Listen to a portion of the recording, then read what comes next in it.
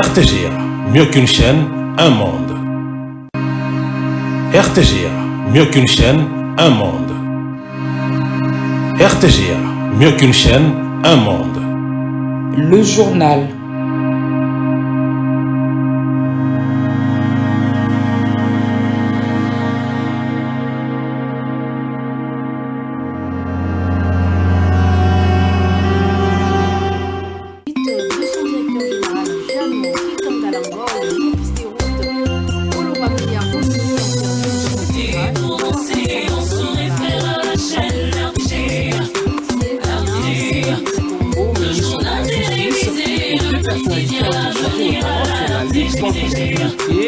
L'organisation d'une conférence l'année prochaine sur la crise dans l'Est de la RDC et de la justice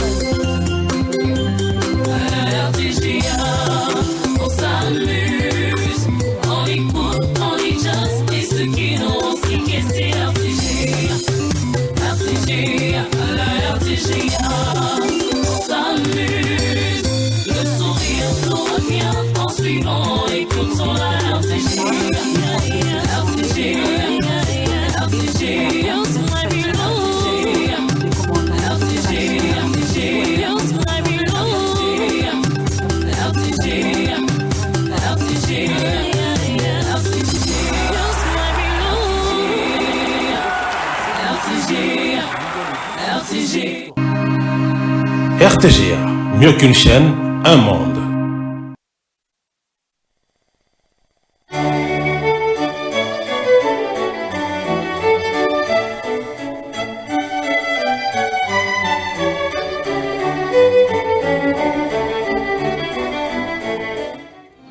Ce journal vous est offert par Tango Protection.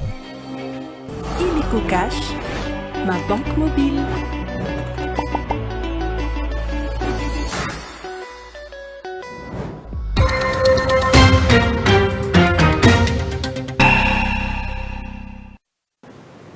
Mesdames et messieurs, bienvenue dans cette édition d'information sur la RTGA. A tout de suite à les titres. La rentrée parlementaire à l'Assemblée nationale aura lieu le lundi 16 septembre 2024. Le rapporteur de la Chambre basse, Jacques Njoli, l'a déclaré après un tête-à-tête avec Vital Kamerhe, président de cette institution.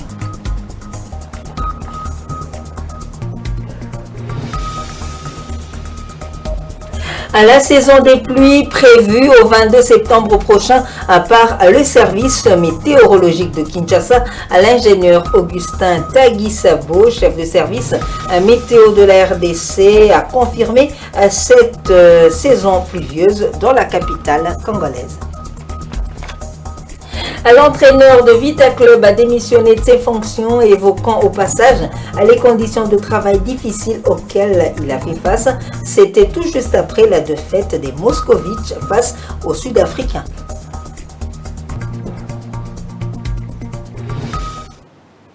Merci de nous avoir choisis pour vous informer. La rentrée parlementaire à l'Assemblée nationale aura lieu le lundi 16 septembre conformément à l'article 115 de la Constitution de la République. Cette session de septembre est essentiellement budgétaire. L'annonce a été faite par le rapporteur Jacques Njoli au terme de la réunion du bureau de cette chambre basse du Parlement présidée par son président Vital Kamerhe le 13 septembre 2024. Suivez le rapporteur Jacques Njoli. Le bureau de l'Assemblée nationale, présidé par l'honorable Vital Kamerhe, s'est réuni donc cet après-midi. Un point important était inscrit à l'ordre du jour, c'était le préparatif de la rentrée parlementaire qui aura lieu le lundi 16 septembre 2024.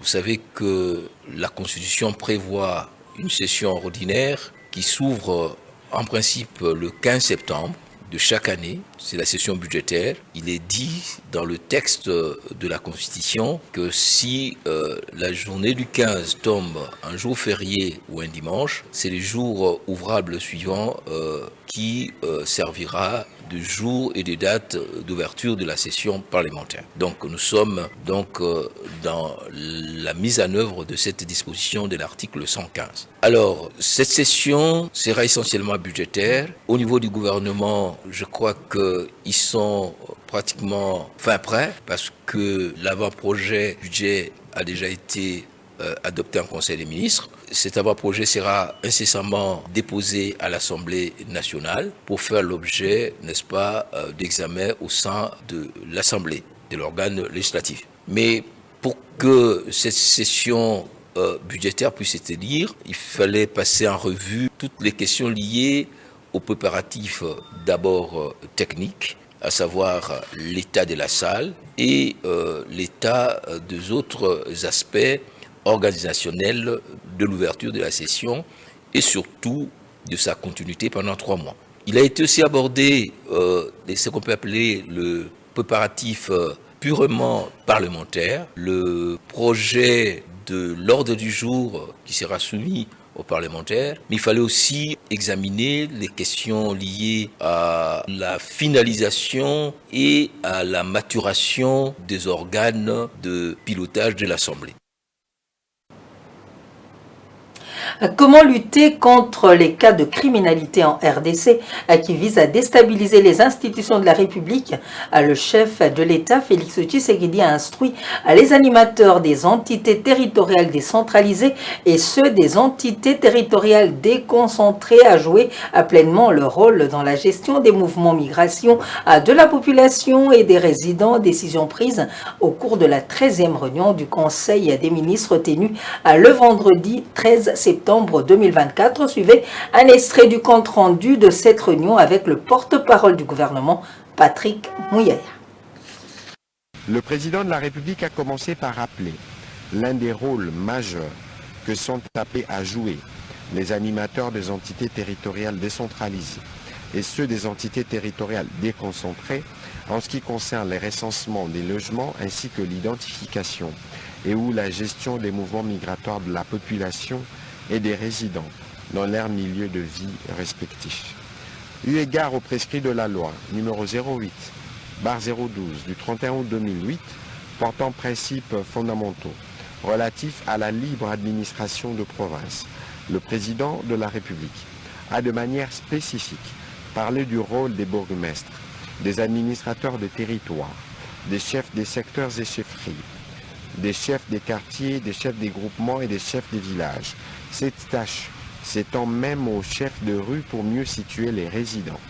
Dans le cas de la territoriale et de l'état civil, ces différents animateurs sont appelés à jouer un rôle déterminant dans l'encadrement de la population en coopérant avec les services appropriés du ministère de l'Intérieur et de la Justice pour identifier correctement leurs administrés en vue de contribuer à aider les services de la police, des migrations, des défenses et des sécurités à veiller au mouvement migratoire et au changement des résidences.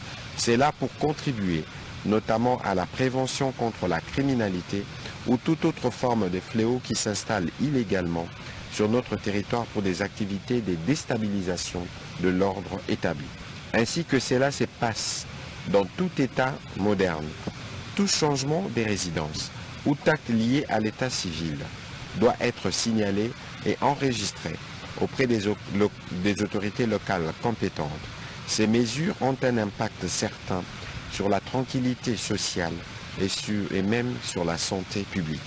C'est pourquoi il a engagé le vice-premier ministre, ministre de l'Intérieur, les ministres délégués près du ministre de l'Urbanisme et Habitat, en charge de la politique de la ville, en collaboration avec les gouverneurs de province, à instruire tous les services étatiques et leurs animateurs des entités territoriales décentralisées ou déconcentrées sur leurs compétences d'éveiller scrupuleusement à l'application sans faille de ces mesures conformément aux prescrits légaux et réglementaires. Le ministre d'État, ministre du Budget sera aussi associé pour traiter les questions liées à leur budget. Il est attendu un rapport de la mise en application de cette assignation en 3 mois. Les liens d'amitié et de coopération entre le Sénat de la République démocratique du Congo et les États-Unis étaient au centre des échanges entre le président de la Chambre haute du Parlement congolais, Jean-Michel Samalukonde Kyenge, et l'ambassadrice des États-Unis en RDC, Lucie Tamlin. Pour le diplomate américain, les pays de Joe Biden tiennent au bon fonctionnement des institutions du pays de Félix Antoine Tshisekedi Tshilombo. David Fidèle Zoloku Banza en parle. Le président du Sénat, Jean-Michel Samalukonde Kyenge, a reçu en audience l'ambassadrice des États-Unis, Lucie Tamlin, qu'accompagnait la députée Brooke J. Kidd. Plusieurs sujets ont été abordés au cours de leurs échanges, notamment les liens d'amitié et de coopération entre la République démocratique du Congo et les pays de l'oncle Sam, ainsi que le bon fonctionnement des institutions en RDC. Voilà, c'était une visite de courtoisie. C'était pour envoyer les vœux d'amitié de la part des États-Unis, de notre peuple et nos institutions, et aussi de renouveler les liens de coopération avec cette institution. Bon, on a parlé de le calendrier législatif, les attentes de la population et les défis, mais aussi les opportunités pour la coopération américaine avec toutes les institutions. Le programme de prise en charge des orphelins et veuves victimes de la guerre dans les échanges entre la ministre des Affaires sociales et l'élu du Nord Kivu, Maggie Rwakabuba, la patronne du social, s'est engagée à concrétiser le programme du gouvernement souminois, non seulement pour les bénéficiaires du Grand Kivu, mais aussi pour les déplacés des autres provinces. Images et commentaires. Au cours de ces échanges, l'élu de Rutshuru, la députée nationale Maggie Rwakabuba, a encouragé la ministre des Affaires sociales, Action humanitaire et solidarité nationale Aziza Mounana pour le lancement du programme de la prise en charge des orphelins et des femmes veuves des militaires victimes de guerre dont les maris sont tombés sur le champ de bataille dans le Grand Kivu. Madame la ministre a un programme pour encadrer les enfants des militaires, d'envoyants militaires qui tombent au front. Ces enfants méritent un accompagnement du gouvernement dont la ministre connaît ce programme parce qu'elle l'a fait déjà au Katanga et pourquoi pas dupliquer au niveau de la province du Nord Kivu avec tous ces enfants orphelins, les déplacés qu'on a visités ensemble. Et je peux vous dire qu'à l'annonce de ce programme, à commencer par l'Église catholique qui se réjouit de ce programme, nous sommes là pour l'accompagner justement. C'était pour encore échanger, pour faire le point et elle peut compter sur notre appui en tant qu'élu de la province, connaissant tous les problèmes que ces enfants vivent. Et elle-même, elle s'est rendue compte qu'il faut absolument l'accompagnement du gouvernement. Maggie Rwakabuba a encouragé la ministre des Affaires sociales, Action humanitaire et solidarité nationale dans son itinérance qui, en l'espace de 2 mois, du haut de ses 36 ans d'expérience dans le social et humanitaire, a effectué les déplacements du Grand Katanga et autres provinces où elle s'est engagée avec l'appui de l'Église catholique dans la prise en charge des orphelins et veuves militaires. Aziza Mounana attend l'appui du gouvernement pour la concrétisation de ce programme dont le Grand Kivu sera également bénéficiaire. Après 12 jours dans les geôles des renseignements, l'opposant Seth Kikuni a été transféré le vendredi au parquet général près la cour d'appel de Kinshasa-Gombe à le temps d'une audition avant d'être remis entre les mains de l'ANER. Ses avocats qui l'ont assisté à l'audition ont révélé le samedi les 2 charges désormais retenues contre leur client. Seth Kikuni a ainsi poursuivi pour incitation à la désobéissance civile et propagation des fausses informations. Ces griefs sont selon des indiscrétions relatifs au discours de l'opposant à Lubumbashi en août dernier quand il appelait à l'éveil des grands Katangais, à des propos actuellement considérés par la justice comme violant les lois du pays et une menace pour l'ordre public. Retour à la vie normale au quartier Congo et à Sika Beni au Nord Kivu. La notabilité de la province salue la sportivité avec laquelle le gouverneur militaire Peter Chirimwami, qui a décidé du retrait de son arrêté ayant créé un lotissement du bloc Congo et à Sika Lubiritia Kasindi, à Maître Achille Kapanga, qui l'a dit, remercie également la ministre des Affaires foncières qui s'est manifestée déterminée à lutter contre l'illégalité en appelant la population de garder son calme et de continuer à jouir de leurs parcelles en attendant les nouvelles dispositions qui seront prises par les autorités nationales à partir de Kinshasa. Suivez-le.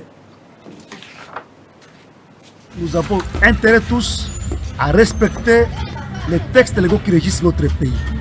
Je suis en train de remercier le gouverneur de province pour sa sportivité. Il a compris que la ministre d'État aux Affaires foncières lui a donné certaines orientations, certaines dispositions légales, en fait de demeurer dans la légalité. Et là, il vient lui-même de retirer son arrêté qui a créé un lotissement dans le bloc Congo et à Sika. Et ça, c'est un acte de bravoure que je remercie et que j'encourage. Il faut que les autorités comprennent qu'on n'agit pas selon ces sentiments, mais selon les textes légaux. Et là, je remercie également Madame la ministre d'État pour ce courage, cet engagement qu'elle a pris en fait d'orienter le gouverneur pour que la population de Lubiri à Kasindi, du bloc Congo et Sika, ne soit plus victime des actes illégaux. À la population, je dis ceci, rien n'est perdu. C'est votre droit acquis. Demeurez calme, soyez calme. Lubiri à Congo et Sika, c'était déjà un quartier de la République démocratique du Congo. Il y a déjà une administration. Vous trompez comme quoi on va vous ravir vos parcelles? Non. Nous attendons maintenant la commission de Kinshasa qui viendra harmoniser avec les autorités locales une commission mixte où on aura le ministère de la décentralisation et de l'intérieur, affaires foncières, urbanisme et habitat, aménagement du territoire, pour qu'on puisse également l'ICSN et l'environnement, pour qu'on puisse maintenant bien travailler la question. On a besoin de la démarcation pour qu'on puisse délimiter les parcs et la ville. On puisse délimiter les parcs et la cité. On ne peut pas délimiter ça, créer des zones tampons. Non. Aujourd'hui, nous sommes en train de vivre les maladies de tout genre. On ne peut pas exposer la population. Peuple Lubiria, soyez calme. Continuez à exploiter vos parcelles en attendant l'ordre de la hiérarchie. C'est important. Le ministre provincial de l'Intérieur de Kinshasa, Thierry Kabuya, s'est rendu au siège du corps des sapeurs-pompiers dans la commune de Gombe. Il était question pour le ministre de s'imprégner des conditions socio-professionnelles des agents de cette unité de la police nationale congolaise et de faire le constat de l'avancement des travaux de construction du nouveau bâtiment destiné pour les sapeurs-pompiers de la ville de Kinshasa. Elvis Ebama et Patou Bonyoko signent ce reportage.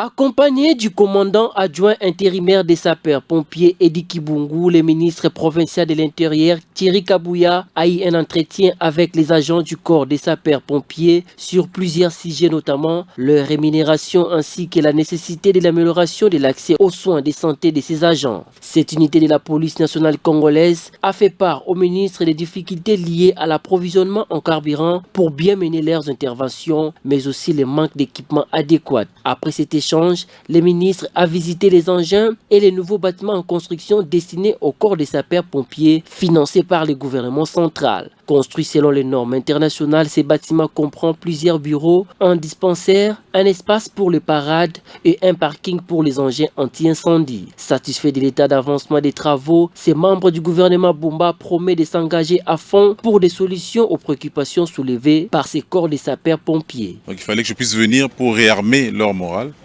les aider vraiment à savoir que derrière eux, il y a un soutien de l'autorité provinciale, qui est le gouverneur de la ville de Kinshasa, M. Daniel Bumba, et même aussi du chef de l'État, qui a même doté ce corps de ce bâtiment que vous voyez derrière moi. Mais depuis 11 ans, on n'avait jamais vu une telle infrastructure se développer ou être soutenue. Mais là maintenant, nous venons dans cette optique-là de pouvoir moderniser le corps des sapeurs-pompiers à Kinshasa. De son côté, Géritancia, ingénieur architecte chargé de la construction, a rassuré que le bâtiment sera achevé dans les délais. En ce qui concerne les délais finaux, je dirais, là, en termes de l'état d'avancement des travaux, on est déjà dans les 75%.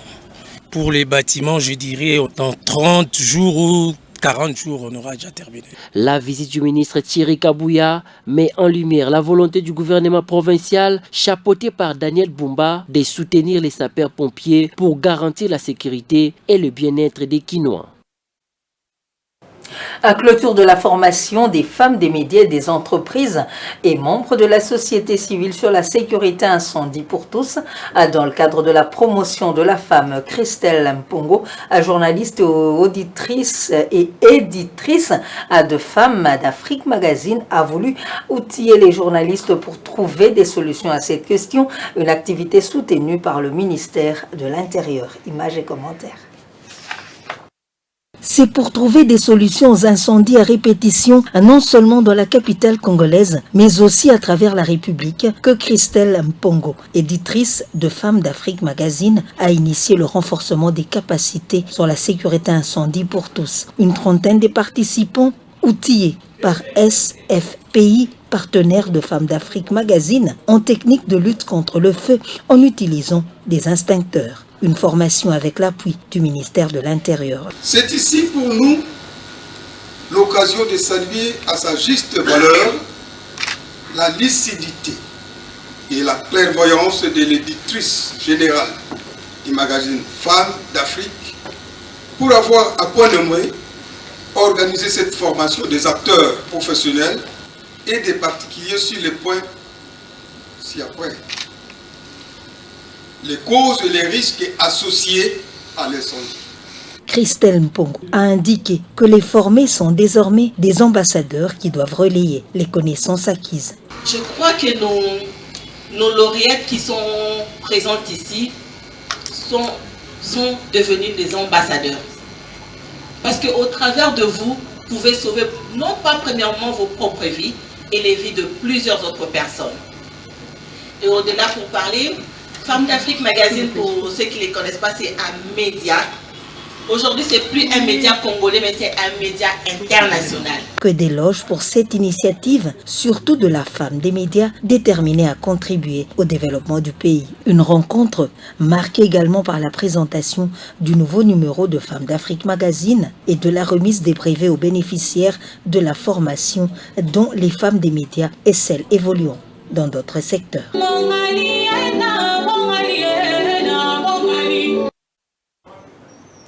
Actuellement, la ville de Kinshasa vit la phase de reconstruction de l'atmosphère entre la fin de la saison sèche et les débuts de la saison de pluie. Après analyse, le service météorologique de Kinshasa dénonce l'effectivité de la saison des pluies au 22 septembre prochain. Suivez l'ingénieur Augustin Taguizabo, chef de service météo de la RDC. Il est au micro de Jean-Sar Mikanda. La date moyenne, selon les calculs statistiques et climatologiques que nous avons effectués, c'est le 22 septembre, avec une marge de dispersion de 7 jours. Cela veut dire que les pluies peuvent commencer, si ça commence très tôt, ça peut commencer du 15 au 22. Et si ça vient un peu tard, ça peut commencer du 22 au 29. Ça, c'est tard.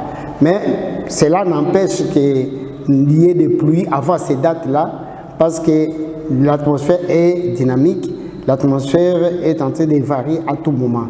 Nous avons constaté dans nos analyses qu'il y a déjà une zone dépressionnaire au niveau des Kassai et des Bandundu, ainsi que dans les Bandundu sud, tout comme dans les Bandundu villes. Et alors quand nous avons cette trajectoire, souvent c'est la ville de quelque chose qui est affectée. Donc nous pouvons aller jusqu'au 22 et il peut y avoir la pluie entre cette date jusqu'au 22. C'est la marge inférieure. dans notre période de dispersion où l'atmosphère est en train de se reconstituer.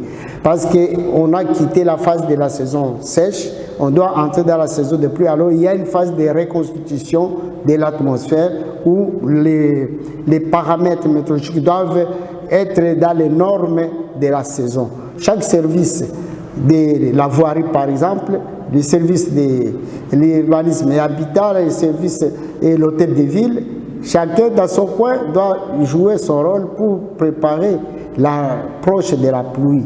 Parce que la pluie a une tendance excédentaire selon les prévisions saisonnières que nous avons fait et nous avons déjà balancé même la prévision. Vous voyez que la ville de Kinshasa et le Congo central sera dans les excédentaires. L'autorité réglementaire nucléaire a désormais un siège propriété privée grâce au gouvernement par le biais du ministère de la Recherche scientifique. Gilbert Kabanda Kourenga a officiellement ouvert les portes de cette bâtisse pour obtenir les locaux du Comité national de protection contre le rayonnement ionisant. Images et commentaires. C'est un événement qui revêt un grand intérêt aux yeux du ministre de la Recherche scientifique et Innovation technologique, Gilbert Kabanda Kourenga, qui a personnellement effectué pour le coup son déploiement sur le site. CNPRI, en tant qu'autorité réglementaire nucléaire, en d'autres termes, l'autorité de régulation par excellence dans ce registre, est dotée d'un grand immeuble flamboyant neuf, sa propriété privée, une bâtisse sortie de terre dans le quartier Funa de la commune de Limete, un édifice de 3 étages dont le coût global s'élève à près d'$1 million.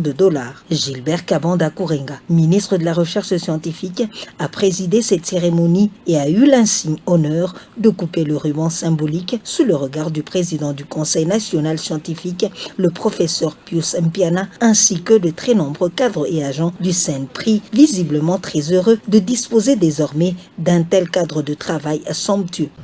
Il nous est donc à Paris nécessaire de doter le personnel du CNPRI d'un cadre de travail moderne et adapté à cette nouvelle ère. Cet édifice est dédié non seulement à la science et à la recherche, mais surtout à la sécurité et au contrôle nucléaire pour le bien-être des populations en République démocratique du Congo. Un sentiment de devoir accompli pour Gilbert Kabanda Kourenga, vu ce chef-d'œuvre du CNPRI, un nouveau sigle avec lequel les Congolais de toutes les couches socio-professionnelles devront désormais se familiariser au regard de l'enjeu d'importance de cette affaire en matière de recherche scientifique et ses corollaires. CNPRI pour dire Comité national de protection contre les rayonnements ionisants. Bonne nouvelle pour les consommateurs des produits Bralima. La société a lancé sur le marché quinois une nouvelle marque de bière dénommée Tiger, une bière blonde de qualité premium internationale. Cette bière bien brassée, contenue dans une bouteille de 45 litres unique, cible principalement à la nouvelle génération connectée, appelée dans le jargon quinois Kilelo. La bière Tiger a été lancée sur le marché pour répondre à la demande croissante des consommateurs de Bralima. Désormais, Tiger est disponible dans tous les points de vente de la ville de Kinshasa à bon prix. C'est un reportage signé Dieu merci Diaka et Patou Bonyoko. Libère ton Tiger. Rugissant dans les restes du monde, maintenant à Kinshasa. Tiger, c'est la nouvelle bière blonde, marque premium internationale, brassée en République démocratique du Congo dans les installations de la Bralima. Cette nouvelle bière, en formant 45 centilitres unique, est désormais disponible dans tous les points de vente de la ville de Kinshasa, capitale de la RDC. Ces nouveaux produits 100% nouveaux est une marque de haute facture qui est lancée sur le marché pour répondre à la demande des consommateurs, a fait savoir Victor Madiela, directeur général de la Bralima. Après la Heineken, après le lancement de la production locale de Heineken il y a 4 ans, la Bralima vient pour une deuxième fois sur le marché congolais, sur le marché de Kinshasa, avec une marque internationale de haute facture et qui s'appelle Tiger, qui est une des marques principales du groupe Heineken, présent dans plusieurs pays dans tous les continents, de l'Asie à l'Amérique, en Europe jusqu'en Afrique. Les consommateurs d'aujourd'hui qui sont jeunes ont besoin d'un nouveau style, de quoi réjouir Caroline Waters, directrice marketing Bralima, qui s'est dit très fière que la Bralima propose à ses consommateurs une bière de qualité, excellente brassée avec les meilleurs ingrédients et dans un look aussi moderne. On n'a pas seulement une bière avec un goût excellent, un goût accessible, très rafraîchissant, mais elle vient aussi dans une nouvelle bouteille. Comme on est la Bralima, pour nous c'est important de continuer à innover, de suivre les tendances sur le marché. Tiger est l'une des marques internationales du groupe Heineken, une marque innovatrice, unique, originale, courageuse, caractérisée par un esprit jeune, trouvera rapidement sans doute sa place sur le marché quinois, grâce notamment à sa cible qui est principalement les jeunes connectés, appelés dans les jargons quinois Kilelo. Libère ton Tiger. Il s'agit donc de la boisson Tiger qui est un produit de la Bralima. Page noire dans cette édition d'information, décédée le 3 septembre 2024, Ginette Matoko, journaliste présentatrice du journal télévisé à la chaîne Tokomi Oapi, a été mise en terre ce 14 septembre. Bien avant, cette femme des médias a reçu les derniers hommages de la part des confrères de la corporation, des amis et connaissances et membres de sa famille biologique. Elle a démarré ses premiers pas au groupe de presse L'Avenir après un stage professionnel réussi avec succès. Suivez.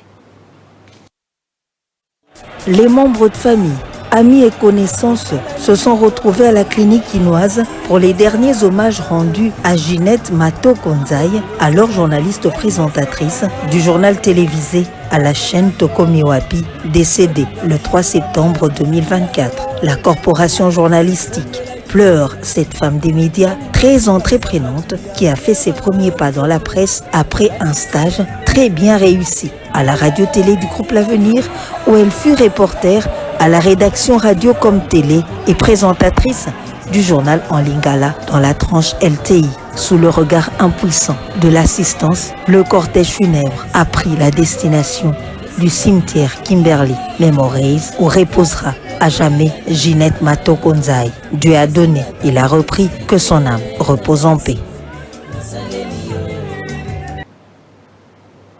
En sport, l'AS Vita Club de Kinshasa a été battu vendredi à Cape Town par le FC Stellenbosch. J'espère que je n'ai pas massacré le mot d'Afrique du Sud, 2-0 en match comptant pour la manche aller, le 16e des finales de la Coupe de la Confédération. 2 buts sud-africains ont été marqués durant le premier quart d'heure du match. Avec ces défaites, Vita Club est exempté du tour précédent et contraint au miracle lors du match retour au stade des Martyrs. La prochaine semaine, le Moscovitch devront l'emporter avec un écart d'au moins 3 buts pour s'inviter à la phase des groupes. Tout juste après cette défaite, l'entraîneur de l'équipe vert et noir de Kinshasa a démissionné, évoquant au passage des conditions de travail difficiles auxquelles il fait face.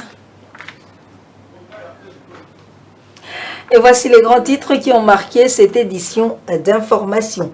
La rentrée parlementaire à l'Assemblée nationale aura lieu le 16 septembre 2024. Le rapporteur de la Chambre basse, Jacques Njoli, l'a déclaré après un tête-à-tête avec Vital Kamerhe, président de cette institution.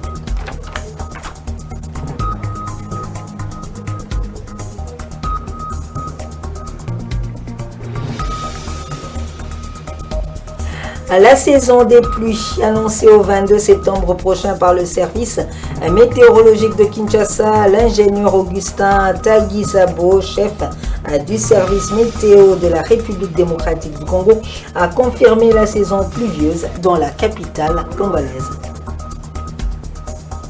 L'entraîneur de Vita Club a démissionné de ses fonctions, évoquant au passage les conditions de travail difficiles auxquelles il a fait face. C'était tout juste après la défaite des Moscovitch face aux Sud-Africains. Nous vous disons merci de nous avoir suivis et bonne suite de programmes sur la RTGA. Au revoir.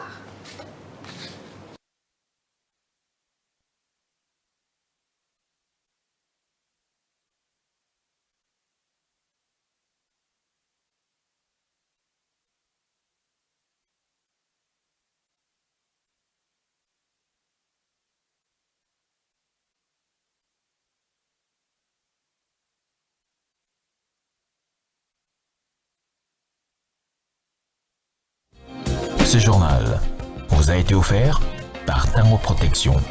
Illico Cash, ma banque mobile.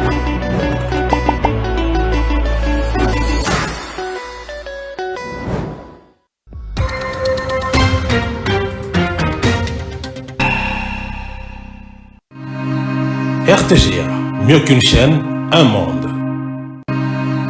RTGA, mieux qu'une chaîne, un monde.